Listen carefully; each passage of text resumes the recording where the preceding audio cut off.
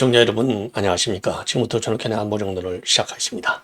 자, 이제 이게 오늘 저녁에 이제 마지막 심야 방송이 되겠는데요. 우선요, 김용태 의원이 지금 인터뷰를 통해서, 언론 인터뷰를 통해서 밝힌 내용, 상당히 주목할 만한 내용이 많습니다.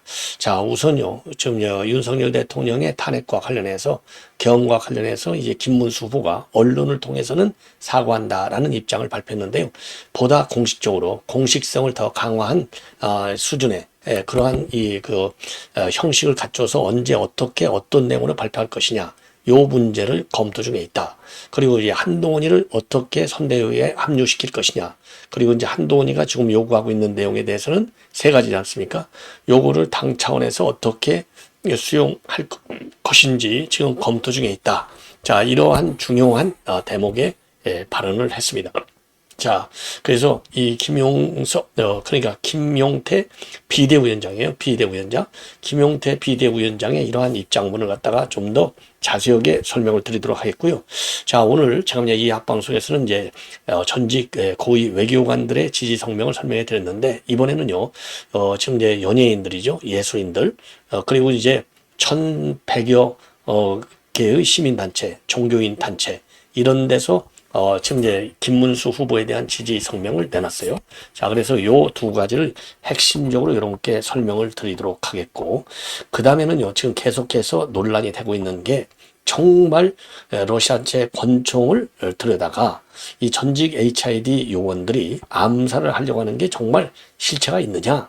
근데 지금 민주당에서는요, 추가적으로 2m가 넘는 권총을, 2m가 넘는 권총이 아니죠. 2m가 넘는 길이의 총을 실제로 갖고 들어왔다라는 보도까지 나오고 있습니다. 야, 참 어디까지가 사실이고 어디까지가 사실이 아닌지 정말 기가 막히네요. 죄송합니다. 사거리가 2km에 달하는 저경력 괴물 소총입니다. 그러니까 권총이 아니에요. 사거리 2km니까 어마어마하잖아요. 저경용 괴물 소총. 이야, 참 어마어마합니다. 자, 그래서 여기에 대해서는요, 지금 권총 암살설에 대해서는 경찰에도 제보된 내용이 하나도 없다는 거 아니에요. 지금 이게 3월에 처음 나온 얘기지 않습니까? 그러면 3월, 4월, 5월까지 어떻게 이게 하나도 제기가 안 될 수가 있냔 말이에요. 그러니까 사이버라든가 사이버 선상에 이재명이를 우회하겠다는 첩보, 이런 거는 뭐 7, 8개가 들어왔다. 이거는 나와 있어요. 그런데 권총 암살설. 근데 이번에는 이제 권총이 아니고 괴물 소총까지 밀반입됐다라는 제보를 가지고 있다고 합니다. 그러면은 제보가 말이죠. 가짜 제보일 수도 있고 정신병자들이 제보할 수도 있고 뭐 제보의 신뢰성이라는 것은 지금 단정적으로 얘기할 수는 없지만 이게 만약에 신뢰성 있는 제보다. 만약 그렇다면 이게 경찰에도 어떤 수사망이 펼쳐지겠죠. 더군다나 경찰에서 지금 경호팀을 40여 명으로 구성되어 있는 경호팀을 지금 운영하고 있잖아요.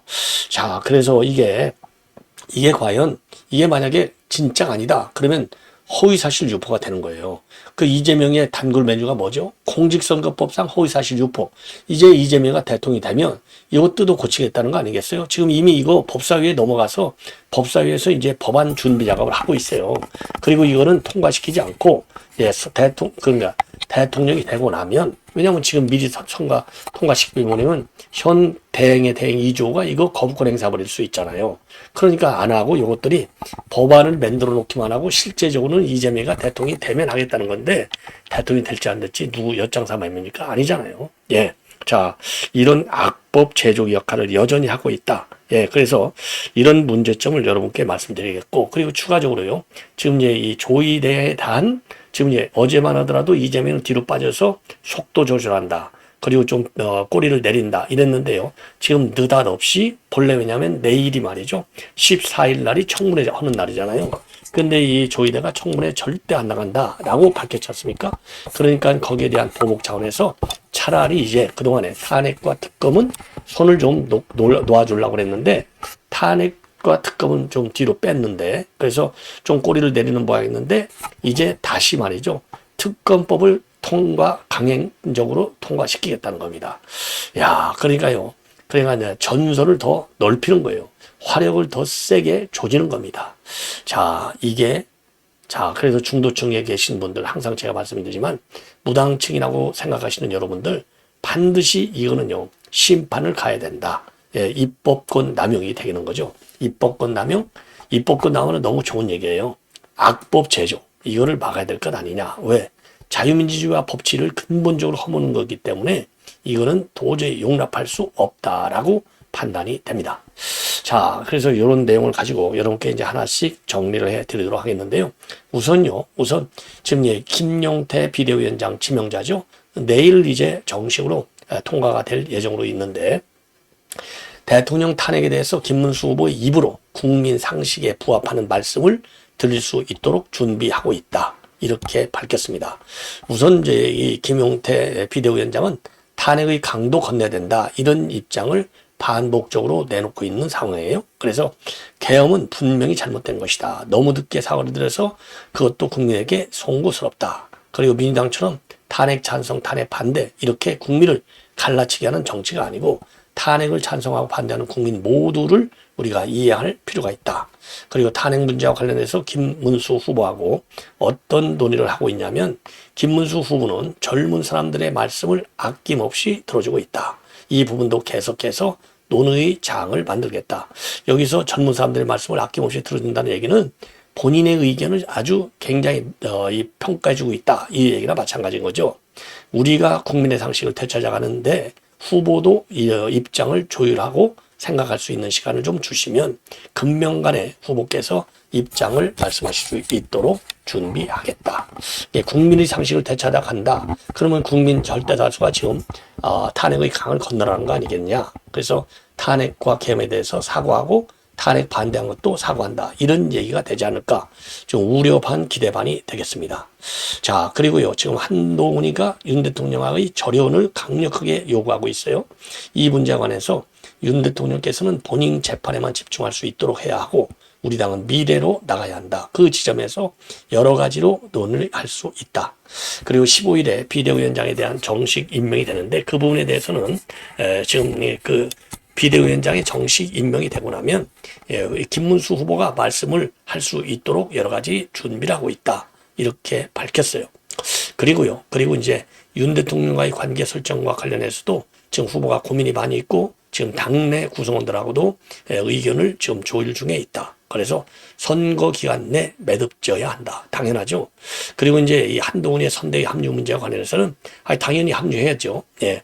그래서 한동훈이가 그야말로 이제 합류할 수 있도록 합당한 예우를 갖추고 우리가 함께 정말 통큰 연대를 해나가는데 반성하고 명분을 드릴 수 있도록 준비하겠다. 이 얘기는 한동훈이가 요구하고 있는 사항에 대해서는 부분적으로라도 수용하겠다. 그럼 한동훈이가 뭘 요구하느냐? 결론적으로는 윤 대통령과의 절연을 요구하고 있어요. 자, 그래서 탄핵 죄송하다. 이거 아니겠습니까? 사과하라. 그리고 탈당시켜라. 그리고 전련하라. 이 세 가지거든요. 그 세 가지를 전부 또는 일부라도 들어줄 수밖에 없는 그런 상황임을 예고하는 게 아니냐. 이런 점에서 매우 우려스러운 대목이다. 자, 이렇게 말씀드리지 않을 수 없고요. 그리고 30대 비대위원장을 인선한 것이 결국 선거용 액세서리가 아니냐. 이런 지적들이 나오고 있잖아요. 이와 관련해서는 대선에서 이기기 위해서 그리고 보수정당이 개혁하기 위해서는 빗자루라도 할 수 있다. 액세서리를 하려면 액세서리까지 다 하겠다. 이러한 입장을 내놨습니다. 자, 그래서 지금 이제 일종의 이제 큰 틀에서 본다면 국민의 상식적인 요구가 되겠고요. 작은 틀에서 본다면 한동훈의 요구를 수용하기 위한 지금 준비 작업이 진행 중에 있는 게 아니냐. 예, 상당히 우려 반 기대 반이 되겠습니다. 다만요, 김문수 후보는 윤석열 대통령에 대한 출당 계획도 없고 탈당 여부는 윤 대통령 본인이 알아서 해야 되겠다. 이런 입장을 내놨습니다. 옳은 얘기죠. 예. 그리고요, 김은국, 이혁재 이런 연예인 10명이 김문수 후보 지지를 선언했습니다. 여의도에서 말이죠. 자, 그래서 배우 최준용, 노현희, 그리고 개그맨 신동수, 김한배, 그리고 국민의힘에서는 윤재옥, 서명옥, 이미자 의원이 배석한 가운데 오늘 요 연예인 10명이 후보 지지 선언을 했습니다. 자, 그래서 이 지지 선언을 보면은요, 그야말로 승리를 위해서는 대한민국과 보수우파 국민을 위해 도움이 된다면 김 후보와 함께 전국 유세장에 투입이 돼서 열심히 돕도록 하겠다. 더 많은 우파 연예인이 나와서 꼭 승리할 수 있도록 정말 목숨을 다할 각오로 지지하러 왔다. 그리고 우파 연예인들이 분위기 메이커다. 우리가 유세장에 가고 안 가고 차이가 많다. 선거판의 딱딱한 분위기를 우파 연예인들이 가면 어떻게 사는 우리 국민들과, 어렵게 사는 우리 국민들과 금방 친해질 수 있고 선거에 상당히 도움이 된다고 생각한다. 그리고 이혁재 씨는요, 김 후보의 삶의 궤적을 보며 개인적인 친분은 없지만 정치인도 우리나라에서 이렇게 존경을 하는 분이 있구나 하는 깨달음으로 직접 도움을 드리고자 왔다. 이렇게 밝혔습니다. 자, 그리고 이재명과 관련해서는요, 대법원 최종 판결이 있었음에도 인정하지 않고 법적 책임은 그냥 토적적 책임을 지지 않는 나라가 있으면 안 된다. 생각해서 나왔고, 우파 연예인들도 오늘을 시작으로 뭉치기 시작하면 김 후보께 큰 힘이 될 거라고 생각을 한다. 옳은 얘기예요. 예, 그 다음에는요, 지금 전국 기독교 단체 연합, 그리고 수도권 기독교 총연합회 대표회장이 김선규 목사, 사무총장 박종호 목사입니다. 1200여 시민단체, 동기단체가 그 김문수 후보 지지를 공식적으로 선언을 했습니다. 오늘 소통관에서 기자회견을 열었어요. 그래서 자유민주주의와 헌법 질서를 수호하기 위해서 지지를 선언한다라고 밝혔습니다. 오늘 이 기자회견은요, 조배수 의원의 주선으로 이루어졌습니다. 그리고 참가자들의 면면을 보면 신동훈 사무총장, 그 다음에는요, 이분 이제 사회를 봤고요. 민족사랑운동본부의 권태섭 대표, 그리고 오산리 금식기도원장 권경환 목사, 그리고 건강한 사회를 위한 목회자 모임 이훈 대표. 그래서 이러한 그 시민단체 대표들이 참석을 했습니다. 자, 그리고 성명 내용을 보면은요, 7가지 항목을 제시하고 있는데, 첫째로는요, 삼권 분립 원칙을 공고히 확립하는데 최적의 후보다. 자, 그리고 두 번째는요, 반성경적 비윤리적 악법을 저지하는 최고의 후보다. 예. 그러면서 이제 차별금지법이나 학생인권법과 같은 반성경적 악법을 저지할 수 있는 적임자다. 이렇게 지금 평가를 하고 있습니다. 그리고 셋째로는요, 진정으로 약자와 동행이 가능한 후보다. 예. 그리고 넷째는 청렴하고 정직하다. 예. 그 다음에 다섯째로는 경기재산을 2번 연임하며 삼성 반도체 평택유치, 판교 테크노밸리 조성, 그리고 광교 신도시 개발, GTX 구상, 이런 탁월한 행정력을 가지고 있다. 여섯째로는요, 과감한 결단력이 있다. 자, 그리고 이 결단력과 관련해서는요, 좌익이 강조하는 분배는 우익의 성장으로부터 시작돼야 한다는 논리를 깨닫고 즉시 우익으로 전향한 결단력이 있는 사람이다. 그리고 일곱째로는요, 높은 역사의식과 국가관을 가진 사람이다. 예, 이 점을 강조하고 있습니다. 그래서 좌익 시절에도 이승만 건국 통치와 박정희의 경제업적은 인정할 줄 아는 건강하고 정상적인 역사관의 소유자다. 아울러 북한인권법을 제안하고 만들어 통과시키고 탈북민들을 진심으로 도운 인물이다. 이렇게 덧붙이고 있습니다. 그리고 전국 기독교단체 연합, 그리고 참여단체들은요, 김문수 후보야말로 자유민주주의 보수이념의 폭넓은 이해를 가지고 있고 국가적 위기를 돌파할 역량을 가진 지도자다. 대한민국의 위기를 극복하고 자유와 정의, 법치가 바로 서는 나라가 되기 위해 김문수 후보가 반드시 선택되어야 한다. 이렇게 밝혔습니다. 자, 민주당의 이 악법 제조기의 본능을 다시 내놓고 있습니다. 악법. 자, 그래서 대표적인 악법, 여러분들 귀가 따갑게 들으셨을 거예요. 그 악법 중에 하나가 바로 지금 여러분들 잘 아시다시피 말이죠, 조희대 대법원장에 대한 특검법이 되겠습니다. 조희대 대법원장 특검법. 그러니까 내일 말이죠, 내일 예정대로 지금 그 청문회대로 개최를 합니다.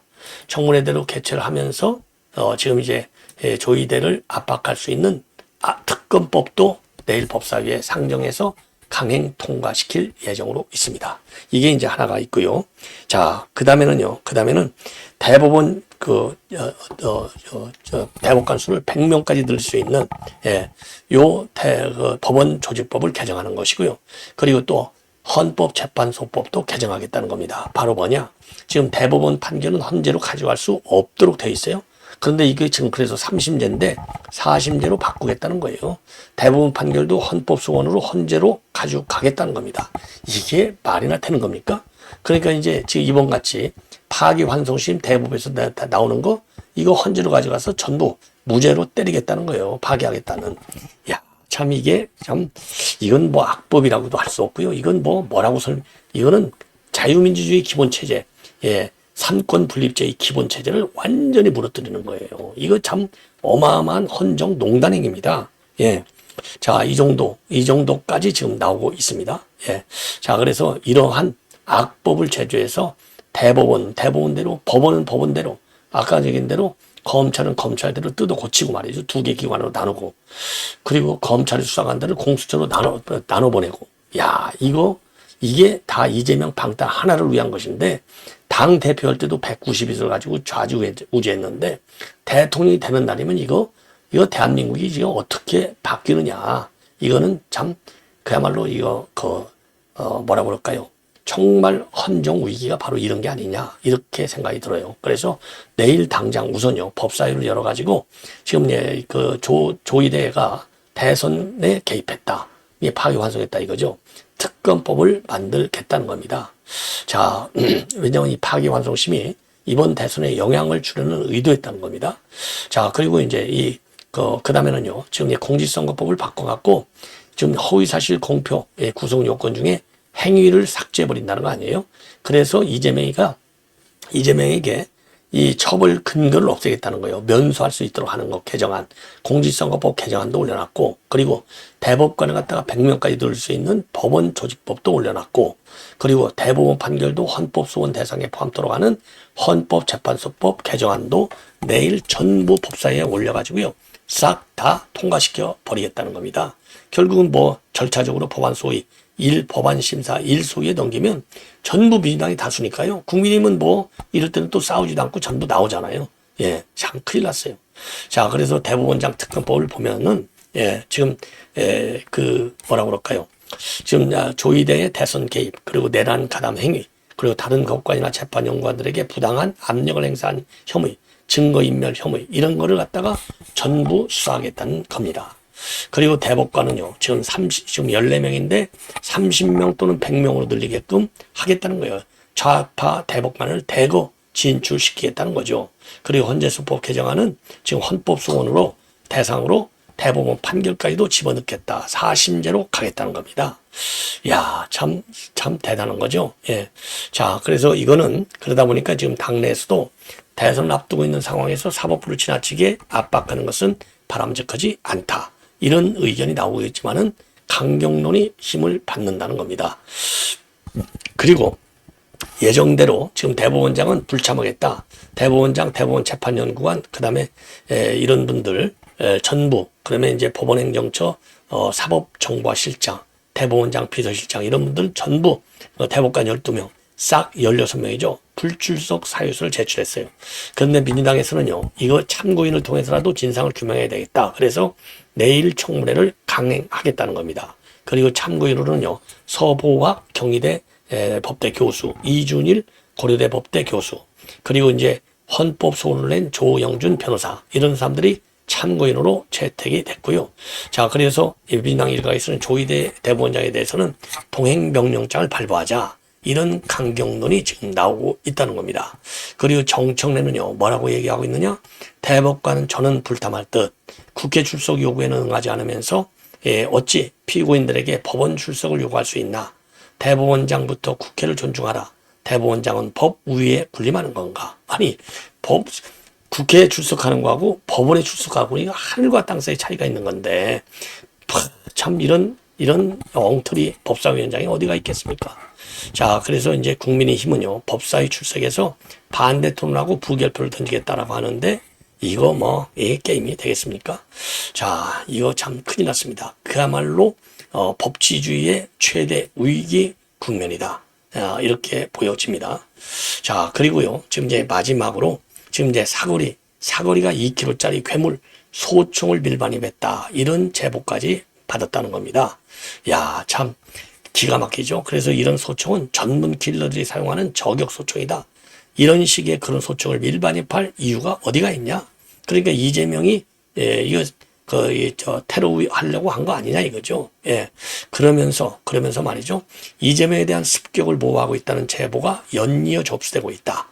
자, 그래서 말이죠. 일반 시민들과의 접촉도 현장에서 지금 자제하고 있는, 그리고 이제 방탄복까지 지금 입고 유세를 다니고 있어요. 자, 그래서 지금 러시아제 권총 밀수, 저격용 괴물 소총 밀반입과 같은 제보. 따라서 지금 김민석 상임공동선대위원장을 단장으로 하는 이재명 후보 테러 대응 TF까지 출발시켰다고 합니다. 출두. 그리고요, 국가원정본의 1차장 출신 박선원이는 오늘 유튜브 채널 겸손은 힘들다, 즉 김어준 방송에 나와가지고 이재명이가요, 방검복에서 방탄복으로 경호 장비를 바꿨다. 그리고 방검 기능을 모두 갖춘 보복도 준비 중에 있다. 그리고요, 방탄유리 가림천망, 드론 감시, 저격수 시야 차단용 풍선, 그리고 거울 등 다양한 안전대책 제안이 쏟아지고 있다고 합니다. 야, 참 대단하죠. 자, 그리고요, 유세장에 방탄유리를 설치하는 문제와 관련해서는 대통령 경호처의 공식 검증을 받지 않은 장비는 오히려 위험할 수 있다. 파편으로 인한 2차 피해 우려도 있고 미국식처럼 유리로 둘러싸이는 방식은 현실적으로 어렵다. 이런 상황이 되겠습니다. 자, 그리고요, 지금 이 경호처에서는 지금 경호 업무를 수행하고 있는데 지금 이재명과 그다음에 김무수에 대해서는 40명의 경호 요원을 투입하고 있다고 합니다. 어떤 경우에도요, 여야 누가 됐든지 간에 하여튼 정치인이든 비정치인이든 간에 테러 행위는 반드시 근절되어야 하고 법정 최고형을 선고하도록 그렇게 우리가 이 법원도 설득을 시켜야 될 것 아닌가 하는 생각이 듭니다. 시청자 여러분, 이것으로 본 방송은 마치겠습니다. 대단히 고맙습니다.